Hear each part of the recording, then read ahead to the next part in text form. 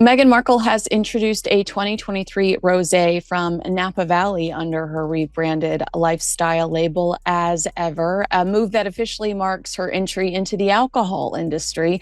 But this isn't just another product drop. Another day, another royal rebrand, but this time, Meghan Markle aimed higher than ever.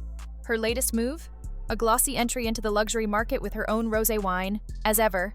This was supposed to be her big moment, her elegant leap into elite lifestyle territory. But instead of praise, she got publicly humiliated. On The Daily Show, comedian Jon Stewart took one brutal sip and delivered a jab that hit harder than any tabloid headline. "It tastes like branding, not grapes," he said, as the audience erupted in laughter. Casting deals that fizzled to branding pivots that confused even loyal followers. American Riviera Orchard came and went without clarity, and now, as ever, appears to be the latest attempt to stake a claim in the oversaturated lifestyle market. What was meant to position Meghan as a polished entrepreneur has now exposed her once again, not as a visionary, but as a master of packaging over purpose. Beneath the shiny label, there's no story, no spirit, just another empty attempt to sell the Meghan Markle fantasy. And it took Jon Stewart less than 30 seconds to tear it all apart. During a segment mocking celebrity product launches, Stewart sipped as ever, lifted an eyebrow, and delivered the knockout line, "I've had tap water with more character." The crowd roared, but this wasn't just comedy, it was a cultural shift. Because when mainstream comedians start taking aim, it means Meghan's no longer off limits. The royal shield? Gone. The victim card? Expired.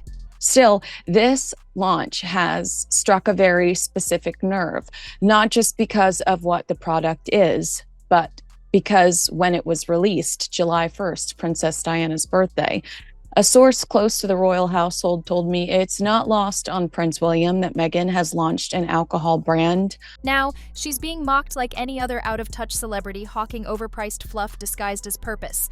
And it's not just Jon Stewart throwing punches. The wine world itself is delivering the final verdict, and it's brutal. Wine Spectator called, as ever, uninspired and flat. One critic wrote, "This isn't wine, it's a lifestyle campaign in a bottle. You're paying for Meghan's face, not flavor." Sommelier reviews were even harsher, forgettable, watery, shallow. And here's where it gets personal. Those are the same words critics have long used to describe Meghan herself. The backlash spread like wildfire. Platforms like X, TikTok, Reddit, and Twitter lit up with disappointed buyers. One viral post said, "Tastes like regret and PR strategy." Another read, "We thought this had heart. Turns out it's just another cash grab in a royal costume." Even the launch photos, Meghan barefoot in a vineyard, sipping rosé while staring at the sunset, were dragged online for being painfully staged and empty. What was meant to feel authentic ended up looking like a parody of relatability, and the internet didn't hold back.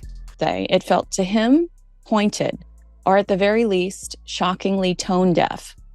Privately, there is hope within the family that Harry and Meghan will eventually thrive in the business world, not out of affection, but out of strategy. The thinking goes, the brand doesn't whisper luxury, it screams elitism, coded in emotional manipulation. One media strategist put it bluntly, "She's selling vulnerability in a wine bottle, but no one's buying the act anymore." Behind the curated images and poetic slogans, the public sees what this really is, another attempt to bottle a persona, not a product. And here's where things took a turn. Leaked reports from wine distributors revealed the truth Meghan's team hoped to bury, as ever wasn't flying off the shelves. In fact, early sales were already lukewarm. And financially stable. Maybe the public criticism towards the palace and media outbursts will subside. But timing an alcohol launch to Diana's birthday wasn't just a misstep. It was borderline cruel. You have to sit and think, what is Prince? "We're not going to sell it anymore. We're not going to sell it anymore." That quote, repeated by more than one vendor, echoed the panic spreading behind the scenes.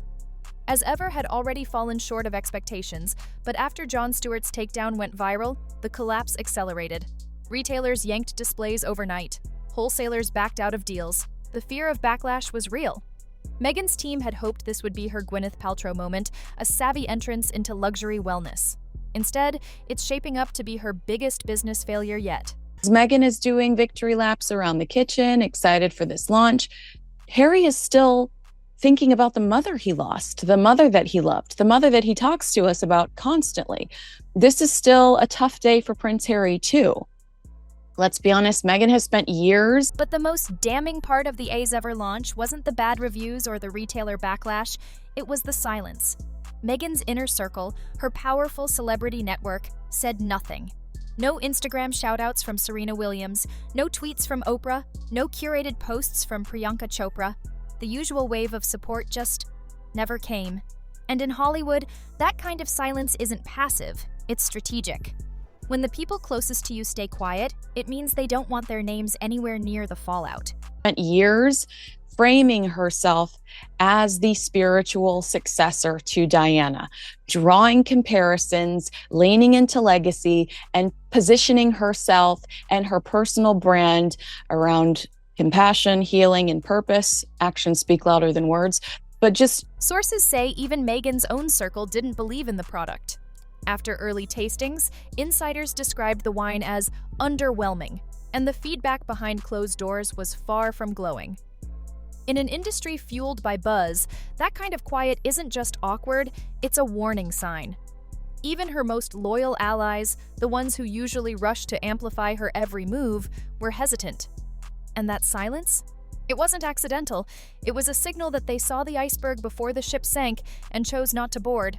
Told by a royal family source that Beatrice, I believe this was at the Queen's Platinum Jubilee, overheard Meghan tell Prince Harry that Diana spoke to her during her yoga session that morning. I mean, that's the extent that I feel like Meghan has hijacked or attempted to hijack this. As the bad reviews piled up and the internet ridicule gained steam, the fallout hit the supply chain. Major wine distributors and boutique sellers started quietly backing away. Insiders say several vendors who once agreed to carry As Ever in upscale markets are now pulling out, scaling back orders, or scrapping the product altogether. What began as a prestige rollout is now turning into a cleanup operation. And behind the scenes, retailers are making one thing clear: they don't want to be associated with a brand that's become a national punchline. Diana is speaking to her from the other side of the yoga mat. So to claim ignorance here doesn't hold up. It wasn't just insensitive. It felt like a betrayal of the very narrative she's working so hard to craft. I mean, I think Diana's death remains one of the most heartbreaking. One West Coast wine retailer didn't hold back. Speaking anonymously, they revealed, customers are walking in asking for Jon Stewart's grape water just to laugh. And for Meghan, that's not just embarrassing, it's catastrophic. Her entire brand was built on the illusion of luxury, exclusivity, and elegance. But now, she's a punchline at the checkout counter. When mockery replaces mystique, the damage isn't just public, it's permanent. As expected, Meghan's PR machine went into overdrive after the Daily Show backlash. Suddenly, carefully planted articles began popping up, praising her bravery for entering a male-dominated wine industry and spinning As Ever as some modern, feminine statement piece. But the timing? Too convenient. The tone? Painfully calculated. Audiences didn't buy it. As one media analyst put it, this isn't bad press, it's overexposure colliding with underdelivery. And the public has finally run out of patience. Critics noticed the poetic irony: a wine meant to feel warm and personal ended up as cold and empty as the persona she's been pushing for years. One wrote, "It's not just the wine that's bland, it's the image." Many now say, As Ever is Meghan in a bottle, photogenic, emotionally packaged, but hollow inside. And this launch? It's not just a flop, it's a symbol. Another crack in the glossy fairy tale she's built since walking away from the crown. Spotify pulled the plug, Netflix stopped hyping, and now, As Ever has blown up in her face. So what now? Will Meghan double down and push another pity-driven comeback? Or finally face the reality that this version of herself, the brand, the narrative, the Duchess-turned-disruptor, just isn't selling anymore? One thing's clear: this wine wasn't about Rosé, it was about reputation.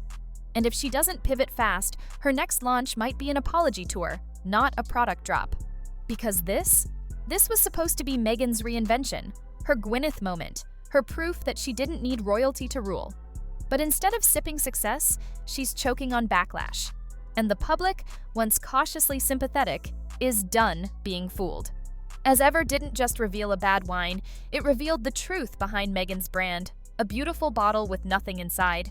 It's a pretty label slapped on a product that simply can't deliver. For years, Meghan has carefully crafted her image, the silenced duchess, the misunderstood mother, the modern feminist icon.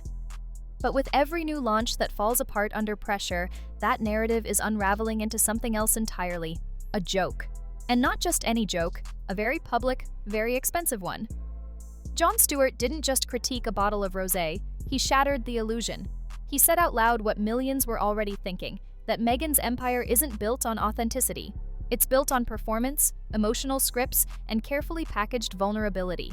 And now, that entire structure is starting to crack. Because let's be honest, this was never just about wine, it's about the pattern. Spotify dropped her. Netflix dialed it down. Hollywood backed away. The critics spoke. And now, the public isn't laughing with Meghan, they're laughing at her. So here's the question. What does Meghan Markle do next? Will she spin this disaster into another pity-powered comeback? Or will she finally face the truth that branding without authenticity is just noise? If history is any clue, she'll lawyer up, cry victim, and play the same old blame game. But that story? It's tired. And the audience has left the theater. It's time to stop falling for glossy branding and soft-focus sob stories. Meghan Markle isn't a helpless duchess in distress.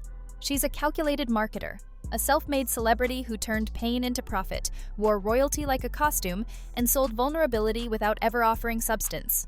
So here's what you can do. Stay skeptical. Question the image, the timing, the message. If it's built on narrative instead of merit, it's probably a lie. Demand better. Whether it's a podcast, a streaming deal, or an overpriced bottle of rosé, don't reward mediocrity dressed up in royal nostalgia. Speak up. Review honestly. Support creators who earn their audience, not those who rely on old titles and curated trauma. Don't let PR machines rewrite reality. Because Meghan's team is powerful, but truth travels faster when people stop whispering and start calling it out. As Ever wasn't just a wine, it was a test. Could Meghan still sell illusion and walk away clean? Thanks to critics, comedians, and especially you, the answer is finally clear. No, she can't. Not anymore. The mask is slipping. The bottle is broken. And the truth? It's pouring out.